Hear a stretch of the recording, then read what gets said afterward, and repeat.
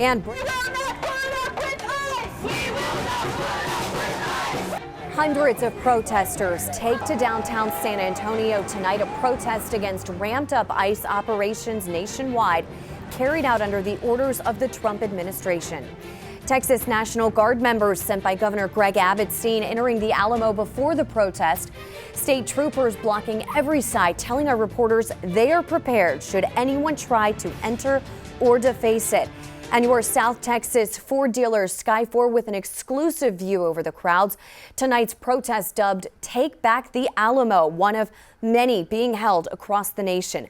Protesters started off on a sidewalk outside City Hall, then spilled out into the street, people holding signs showing their discontent with ICE and President Trump. It all started 3 hours ago, and it continues going strong tonight.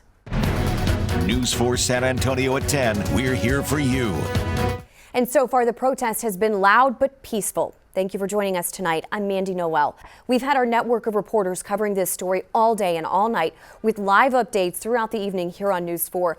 Our team coverage continues now with the latest on the protests, the police presence, and the push to keep things peaceful. We've got all the angles covered. Tonight's protest outside City Hall comes after several weeks of mass detentions and deportations carried out by the Trump administration. Some saying they voted for deportations of undocumented immigrants who have committed crimes, not of hardworking people who have lived and worked here peacefully for years. Just this morning, we saw a family of 4 detained outside of San Antonio's immigration court and placed on a bus. News 4 San Antonio's Destiny Fuller kicks off our team coverage now live from City Hall. Destiny, are you seeing any problems so far? Mandy, no problems so far. The group has actually moved away from the City Hall area and more towards City Tower. At first, when we checked in with you guys, you couldn't see because there were dozens of people here, but SAPD had these intersections blocked off so that some of those demonstrators could make it peacefully, but now the intersections are opened up. Now, they were carrying signs, they were chanting, saying that they won't stop using their voices until there's justice for all immigrants.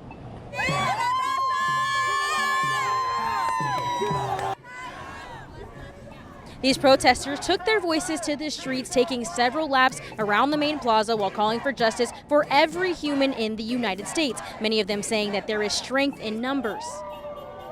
Who stops to say, like, hey man, for real, we need to heal together as a collective. We need to heal together as a community.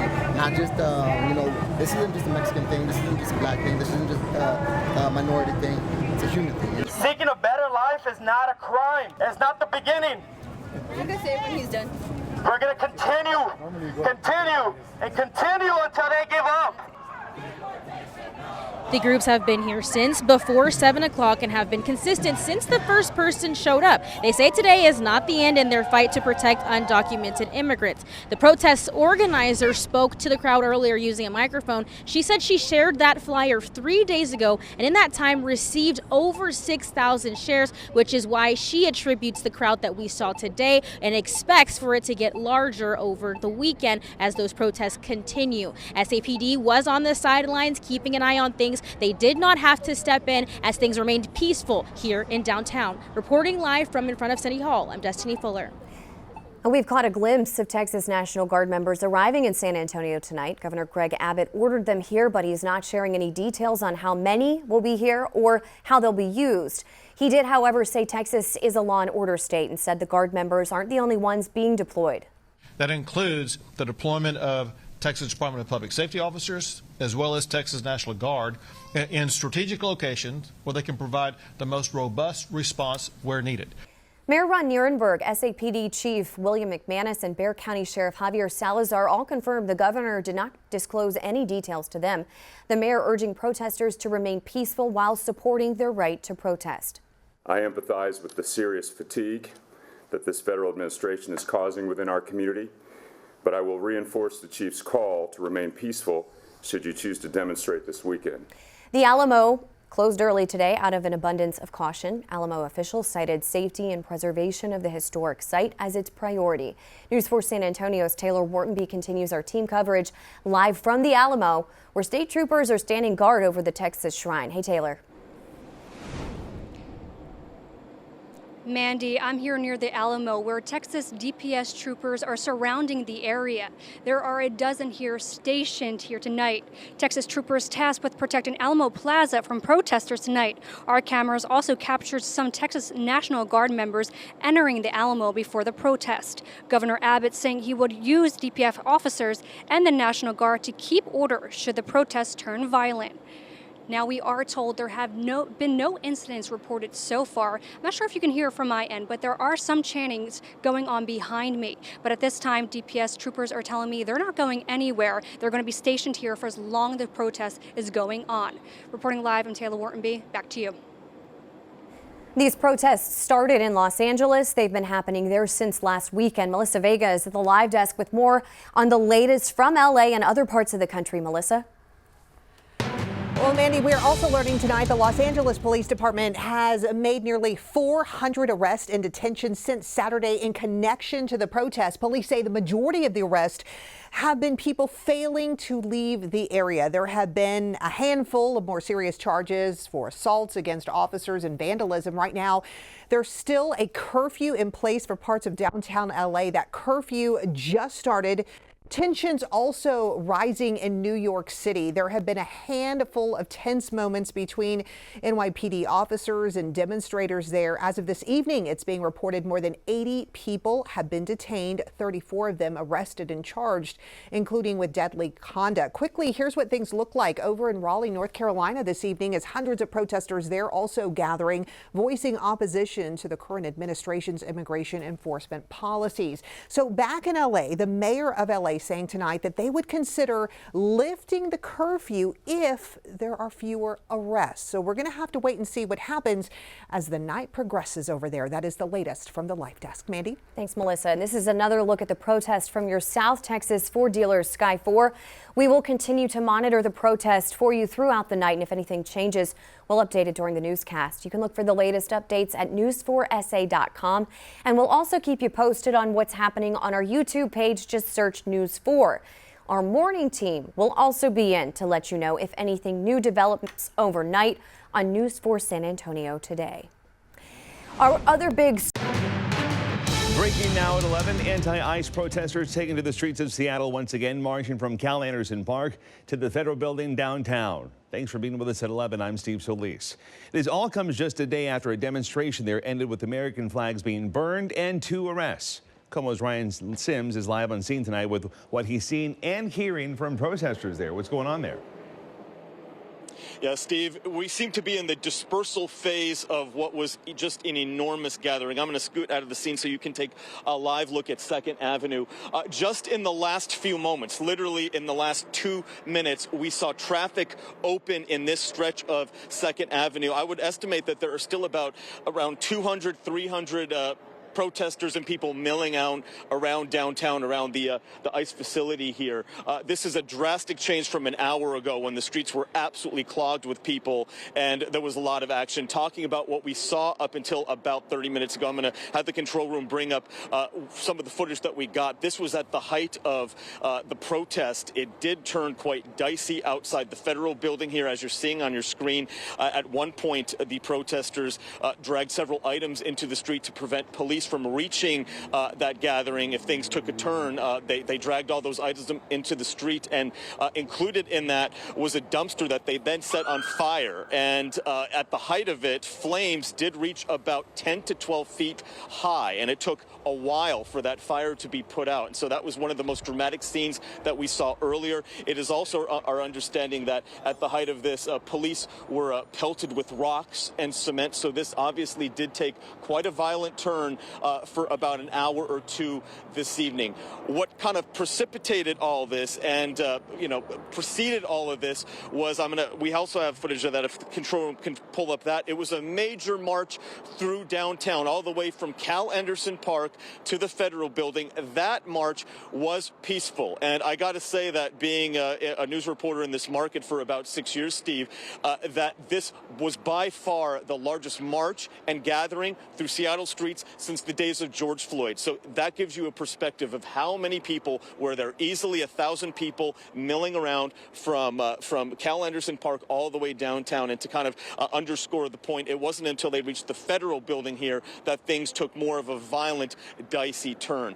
Coming back right now live again, we are again in the dispersal phase. Just from me talking right now, there are far fewer people in the street. It looks like the traffic is back open right now. So this seems like it is a situation after going on for about 6 hours now, 5 or 6 hours now. It seems to be wrapping up as the day comes to an end. But one thing that we're going to be keeping tabs on, as many people that came out today, it was about easily 1,000. That might not even compare to what we see on Saturday. Saturday is going to be the main event where easily thousands of people are going to go to that event on Saturday. And so if this is what we saw with streets blocked, potential of violence, you better believe that Seattle police are on high alert ahead of Saturday's march, which will also occur through downtown Seattle. So again, to kind of underscore the point, 2nd Avenue is back up. It looks like this has resolved itself after several hours here, but we're going to be keeping tabs on the overall situation. And if anything else flares up, we'll let you know. Steve, we'll send it back to you. Okay, Ryan, thanks for being with us. We'll check back in with you in case things do change tonight. Across the nation tonight, several other protests broke out. Tensions flared outside the Spokane ICE office as protesters tried to block the deportation of a Venezuelan asylum seeker. According to our station in Spokane, the demonstration led by former city councilman Ben Stucker drew dozens and ended with multiple arrests. Protesters linked arms, chanted "Let them go," and blocked a transport bus, prompting a heavy police and SWAT response. The mayor has declared a state of emergency and has imposed a downtown curfew overnight. Meantime, in Los Angeles, nearly 2,800 service members are now deployed amid ongoing protests, including 700 Marines who have just completed crowd control and de-escalation training. They will join National Guard troops in protecting federal property under Task Force 51. A curfew remains in effect downtown through 6 a.m., and city leaders say it may continue for several nights. Tonight, we're hearing from several Washington leaders like Governor Bob Ferguson and Seattle Mayor Bruce Harrell about the protests in L.A. and right here across our state. They released a joint statement that reads, quote, "We condemn President Trump's illegal activation of California National Guard forces over the objections of California's governor. We understand the strong feelings that President Trump's actions are generating in our state. The right to protest is core to our nation. It is critical that Washingtonians do so peacefully. Violence will not be tolerated. Those who break the law can expect to be held accountable. At the same time, we expect that local law enforcement will manage all protests with professionalism and without interference from the federal government." That brings us to our Como Pulse poll. You can scan the code on your screen to participate. We're asking, how do you feel about anti-ICE demonstrations spreading to Seattle? This is a live look at the results coming in tonight. Right now, 66% of you disapprove, 24% say it's fine unless it's destructive or violent, 9% of you do approve, and 1% of you say you will wait and see. Again, if you want to weigh in, just scan the code on your screen. It'll take you directly to this story on KomoNews.com. KW News at 10. This is breaking news. And that comes out of downtown Las Vegas, where hundreds of protesters have taken to the streets tonight, making their voices heard against immigration raids and the Trump administration's mass deportation plan. As you can see here, a lot of police activity. Metro now declaring these protests unlawful. Good evening and thank you for joining us. I'm Marie Mortera. Jim Snyder anchoring live for us outside of the federal courthouse. Jim, what have you seen so far? Well, we're now, Marie, at Carson and Las Vegas Boulevard, and the most stunning thing as we look down the street here and Ben zooms down, Las Vegas Boulevard is closed from Carson all the way down to Clark, so several blocks there. And the amazing thing is how quickly police cleared this out. The crowd grew and grew in size. It was tough to get an exact number because a big part of the crowd was marching around the streets. So police around 9 o'clock gave the order that it had become an unlawful demonstration and ordered everybody to leave. And the area right in front of the courthouse cleared out pretty quickly. I tried to make my way around the back of the courthouse on 6th Street and found a crowd running toward me and quickly found out why as I felt some mild effects of tear gas in the eyes and the throat. So the tear gas was used down on the south end to clear the crowd. And we do have reports from demonstrators who say they were hit with rubber bullets. I can't confirm that, but I can tell you our photographer Anthony, who who is on the south end, confirms he saw rubber bullets flying through the air and hitting objects that he believes. So before it all, sorry, the throat's still a little bit raspy here. Before police broke up the demonstration, I had a chance to walk through the crowd and talk with people about why they decided to come out tonight. We're here speaking for everybody who we can't speak for, like we have to speak up for the right reasons, and if people are not doing it, then who will, This crowd is huge. Are you surprised how many people came out tonight? No, I'm not. I'm actually very happy and proud that everybody did come out, and I think if there's more protests, a lot more people will like to come out and join us too. And I just feel like everybody who's doing it will just like show people and make them come out more as well, All right, thank you very much. How about you? Why are you down here tonight? Do you think this will make a difference? I hope so. I really do hope so. I'm here speaking for the people that can. Viva la raza! Are you surprised at the turnout? This is the biggest protest I've seen here in Las Vegas. No, I'm not. I know we have a big community, so I'm very happy to see all these people out here. Okay, thank you very much. Stay safe. All right, and as we continue on, you can see this goes just on and on. Some groups are breaking off and marching up and down the street. But let's go out to Las Vegas Boulevard now and show you that everybody is staying off of the street, on the curb, making it a peaceful protest. They're showing their signs to people who are driving by, getting a lot of honks from the crowd. You want to talk to us on Channel 3 for a second about why you're out here? Okay, I'm out here to speak for those who can't and to support our people.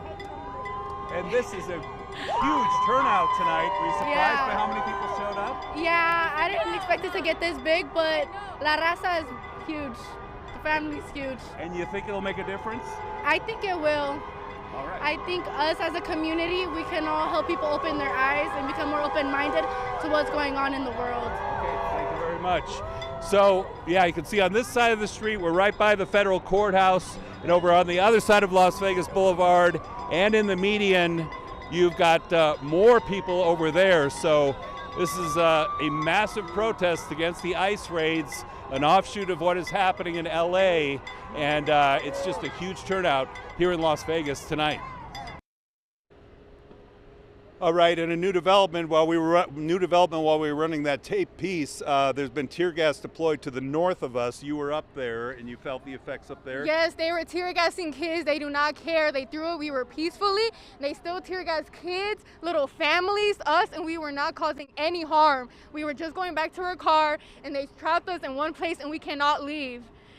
All right, we'll let you get out of the cloud right now, and I'll just tell you, Marie, we're going to move location because that tear gas from up the street is now wafting in this direction. So I know we're going to be checking back with you later in the newscast, but we'll find a safer spot to do that. All right, Jim, please do that. Stay safe. We will be in touch. All right, so this is a situation in Las Vegas, downtown right now. Let's take you out to Seattle. We've been watching these images coming from the affiliates out of there.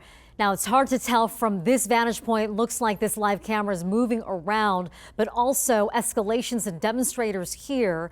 Overhead pictures from what appeared to be a helicopter or a fixed cam showed a fire there on the streets of Seattle. So demonstrations also escalating at that point. We'll continue to cover these demonstrations unfolding here, not just in Las Vegas, but around the country. Now to LA, where is the sixth night of protests there. The National Guard deployed along with more than 700 Marines. Those protests began over the weekend after ICE agents reportedly raided businesses to carry out deportations of those they claim are undocumented immigrants. Los Angeles Mayor Karen Bass calling for an end to those federal immigration raids. She was joined at a press conference by more than 30 leaders from around the region following days of protests. The White House describing the situation as shameful, slamming California leaders. All of us represent cities in this region where immigrants are key, and if in some cases not the majority of the population. To have people live in fear like it is today is just unacceptable. Mayor Bass and Governor Newsom fanned the flames and demonized our brave ICE officers. The Trump administration says it will continue its mass deportation effort. Similar demonstrations popping up in other major cities as well, New York, Chicago, and Austin adding to that list. As anti-ICE demonstrations crisscross our nation, we looked at how and if these rallies can create change. A sociology professor at UNLV tells us protests do bring about change. Dr. Robert Futrell says once a movement forms, these demonstrations can spark a nationwide movement similar to what's playing out in real time now. Our history has shown only when you have mass mobilization are you really going to have something close to the kind of change that's needed for ameliorating the problem that they're seeing with the immigration raids and the injustices that are connected to that, according to the protesters. Overall, Dr. Futrell says when it comes to rallying, demonstrating, or protesting, the movements do. Joining us, you are watching the National News Desk, America's News Now. I'm Jan Jeffcoat. It is Wednesday, July 11th, and right now a mandatory curfew in place in Los Angeles. Mark Boyle tracking all the new developments from the live desk for us right now. And Mark, that curfew clearly helping to restore some peace there. It certainly did overnight. Things were much calmer now with this curfew in place, Jan. Mayor Karen Bass has declared a local emergency, says it's necessary to protect the lives and safeguard property. Portions of downtown L.A. still in that curfew for 30 more minutes. It started at 8 o'clock last night. It ends at 9 a.m. Eastern. Show you Mayor Bass posting this photo. This is where the curfew is in the green shaded area. It's just downtown L.A. There have been several different pop-up protests, but nothing so violent where we've seen the past couple of hours. I want to show you some of the exceptions. Those who live in the designated areas, homeless, credentialed media, as well as emergency personnel, of course, just to give you some idea. And in terms of the numbers this morning, the riots look like this. Total arrests, 378 so far. Total arrested yesterday, 223 businesses have been looted. And the Governor Newsom, he's criticizing the White House's response to this. Thanks to our law enforcement officers and the majority of Angelenos who protested peacefully, the situation was winding down and was concentrated in just a few square blocks downtown. But that's not what Donald Trump wanted. He again chose escalation. He chose more force. He chose theatrics over public safety. Members of the Trump team reacting this morning, including Deputy Chief of Staff Stephen Miller, saying the entire Democrat Party is committed to the singular proposition of migrant flooding every city in the USA. And a live look right now over LAX, not too far from here, is where those protests have been going on in downtown. Not far away either. 700 Marines on standby. We'll let you know how things unfold this morning right here at the live desk, Jan. All right, Mark, thank you. And now border czar Tom Homan says the riots in L.A. are beginning to complicate other ICE operations across the country. I want to make sure I understood you there. They are making these ICE raids more difficult to demonstrators? No, they're making them more dangerous. I want to make it clear. We've been running the ICE operation in Los Angeles every single day during this protest, and we're arresting a lot of bad people in that city, and we're going to continue to doing it. They're not going to stop us. They're not going to slow us down. 4 illegal aliens detained by ICE agents in L.A. on Friday have already been deported to Mexico. Dozens more have been arrested with violent criminal records that include robbery, sexual assault, and drug possession. Senator Tom Cotton has introduced a pair of bills that would impose stricter penalties for activists who target and assault federal agents. The first bill would increase sentencing requirements from 5 to 10 years for any demonstrator who assaults a federal law enforcement officer during a riot. The other calls on the federal government to automatically revoke visas and deport any foreign national convicted of a crime during a protest. Cotton released a statement arguing that, quote, rioters of any immigration status who assault ICE officers and engage in acts of violence should face stiff consequences. He wrote, my bills make clear that Americans will not tolerate lawless rioting in support of illegal immigration.